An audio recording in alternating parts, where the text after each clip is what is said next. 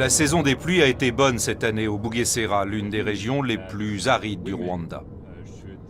Nous sommes aux côtés de Paul Kagame, qui aime arpenter son pays au volant de sa Range Rover blindée.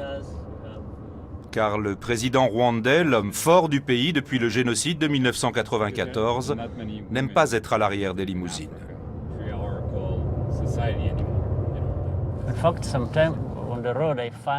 De temps en temps, au bord de la route, je vois qu'il y a un problème.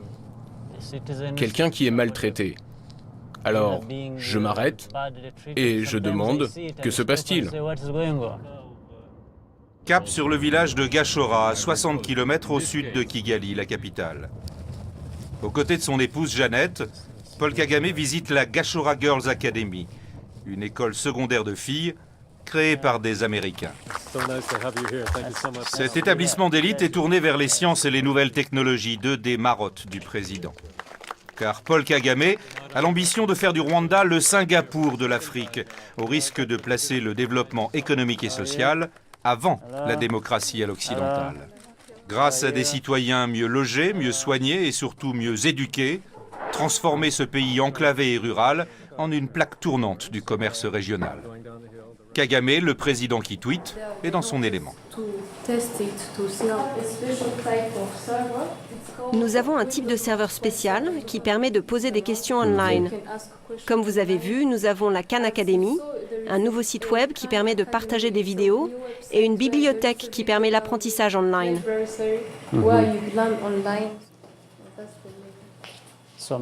Donc Microsoft vous a aidé pour certains aspects. Yes, particularly with this as Thank you.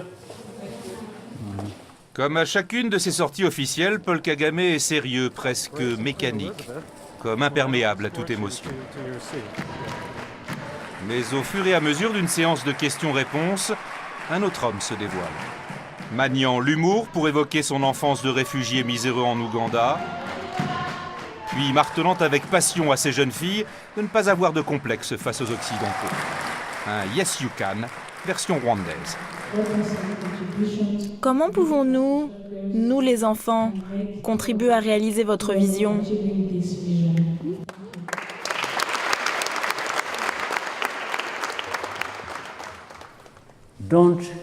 Surtout, ne gâchez aucune opportunité.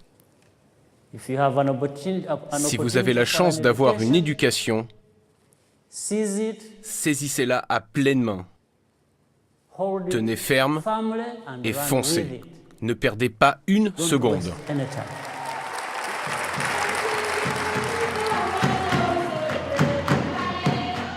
Paul Kagame s'affiche comme un féministe convaincu. Sa fierté, la majorité des parlementaires ainsi que de nombreux ministres au Rwanda sont des femmes.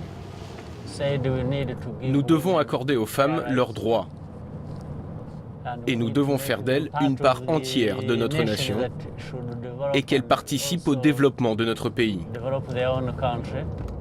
Kagame veut avant tout se tourner vers l'avenir.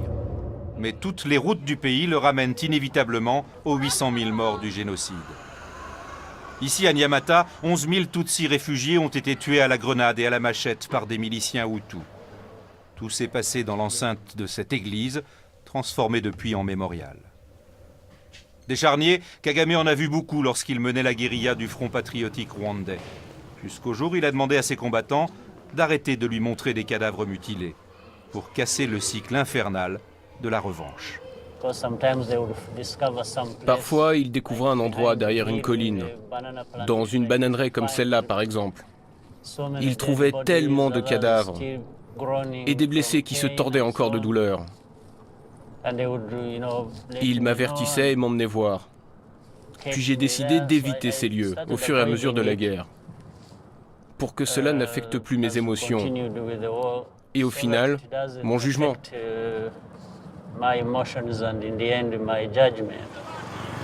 Les tensions ethniques n'ont pas disparu, et ses opposants lui reprochent d'incarner un pouvoir avant tout Tutsi. Mais Kagame semble convaincu que le Rwanda est dorénavant uni, à l'image de sa capitale, Kigali.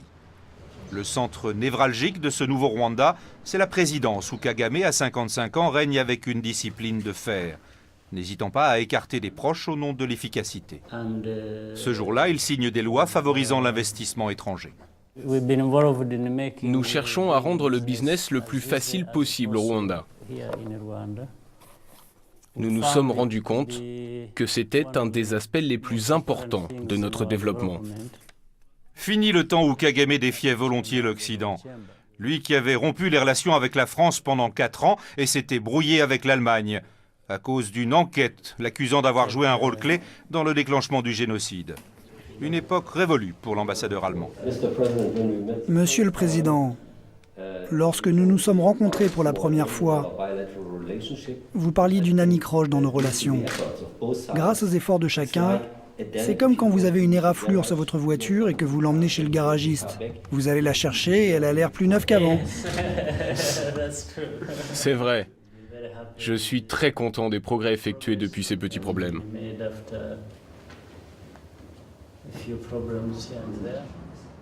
Preuve de la confiance retrouvée et que la lutte contre la corruption n'est pas un vain mot, le diplomate annonce que Berlin apporte désormais un soutien financier direct au Rwanda. Mon pays a promis sur les 3 ans à venir 60 millions d'euros, y compris un soutien budgétaire. Nous sommes l'un des donateurs bilatéraux qui offrent un soutien budgétaire au Rwanda. 40% du budget rwandais est constitué par l'aide extérieure. En nationaliste ombrageux, Kagame rêve de pouvoir s'en dispenser afin d'être réellement indépendant. Un mot qui a pour lui une signification polémique. Dans un stade plein à craquer lors de la cérémonie du cinquantenaire de l'indépendance, ce 1er juillet, Kagame est venu rappeler que le Rwanda n'a pas gagné sa souveraineté avec le départ du colonisateur belge en 1962. Au Rwanda,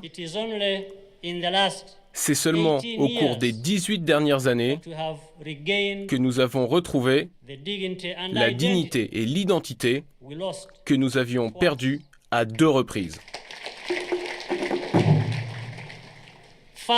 D'abord, pendant l'ère coloniale, et ensuite, ironiquement, au moment de l'indépendance. Paul Kagame a beau avoir troqué le treillis pour le costume, l'ancien rebelle garde un goût prononcé pour la chose militaire et les opérations secrètes, surtout en République démocratique du Congo voisine. Lors de notre séjour, Kinshasa et l'ONU ont accusé Kigali de fomenter des rébellions dans l'est de la RDC, ce qui provoque de nombreuses réunions de crise autour du président.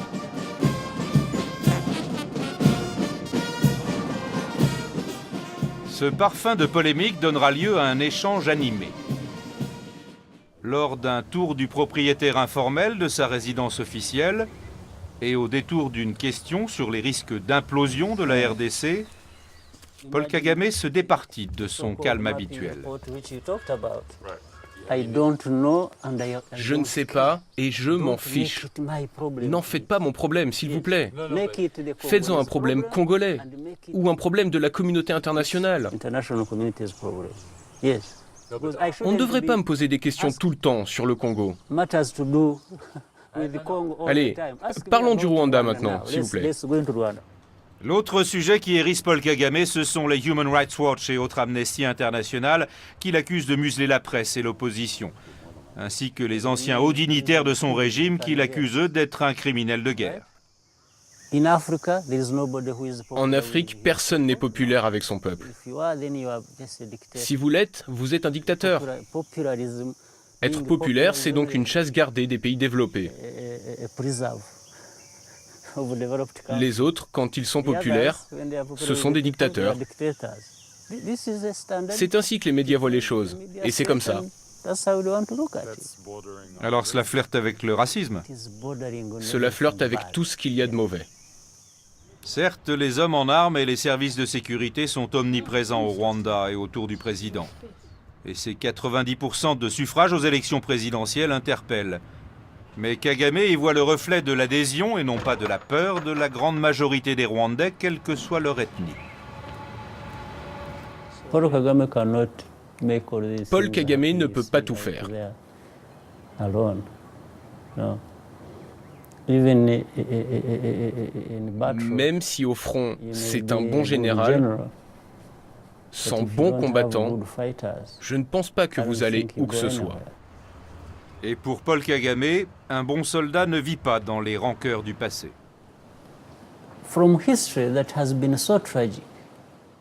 Notre histoire a été tragique.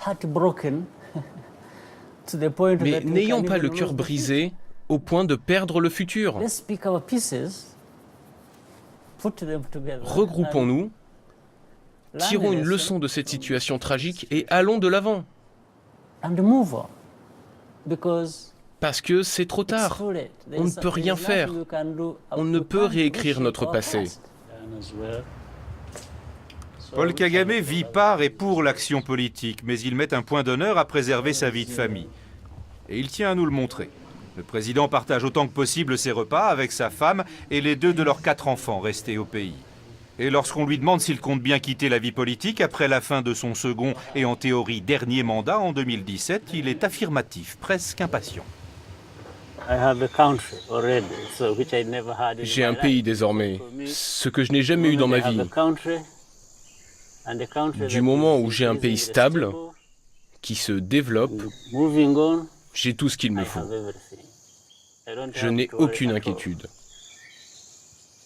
J'ai une ferme quelque part où je pourrais dormir, lire, écrire et prendre du plaisir. Paul Kagame n'a pas souvent l'esprit à la fête. C'est pourtant le cas ce soir lors des cérémonies d'indépendance où il offre une soirée dansante à ses amis dans un grand hôtel de Kigali. Avant de venir, ce fan de football, le club de son cœur est Arsenal, nous confie avoir regardé une mi-temps de la finale de l'Euro. Pour une fois, Paul Kagame enlève son costume de président. Ce soir, des gens sont venus me voir pour me parler de choses officielles. Vous savez, Monsieur le Président, cela fait un moment que je cherche à vous voir. Il y a ceci. Je leur ai dit, s'il vous plaît, excusez-moi, mais ce soir, relaxons-nous tous, soyons heureux et lâchons du lest.